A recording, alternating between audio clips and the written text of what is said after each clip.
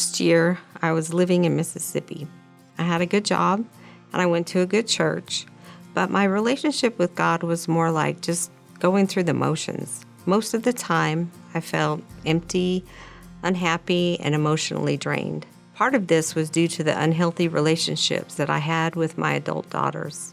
It was a very codependent relationship where whenever they needed me for whatever reason, I would stop my life and be there for them. And if I didn't, they would make me feel guilty that I wasn't a good mother or a good grandmother.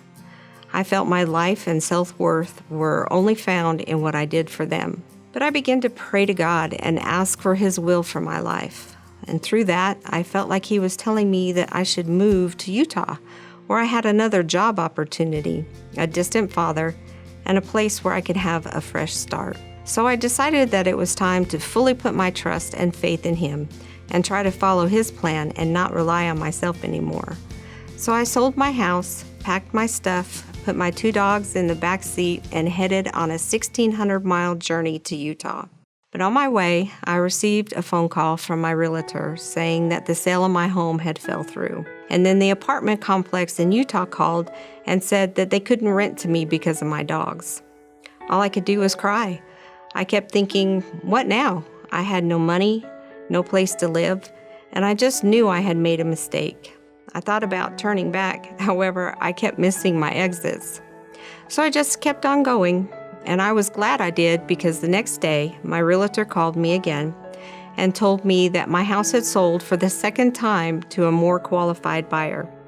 And not much later, the apartment complex also called back and said that they were going to let me move in. Then about 20 miles out of my destination, my car started making a loud noise and idling rough. Fortunately, I made it to my apartment. My car was still in bad shape though. So the next day, I stopped at a small random garage and told the owner all of what had happened. He went outside to look at my car and said it was a miracle that I was able to drive at all. The timing chain had broke. He was very busy, but he fixed my car that same day. If all this already wasn't enough, I also learned that the moving truck and all my furniture didn't even make it 50 miles out of Mississippi. It took nearly a month to get all my stuff. As stressful of a situation as all this was, I truly believe God was with me the whole time, from the sale of my home, the renting of my apartment, and the miracle of my car. He just wanted me to trust Him, and He had even prepared me for not receiving all my housing items before leaving. I packed up some random things in my car: my coffee pot, my microwave, silverware, shower curtain, pans, some clothes, a blanket, and a pillow. This random stuff would get me through what I needed most during that first month.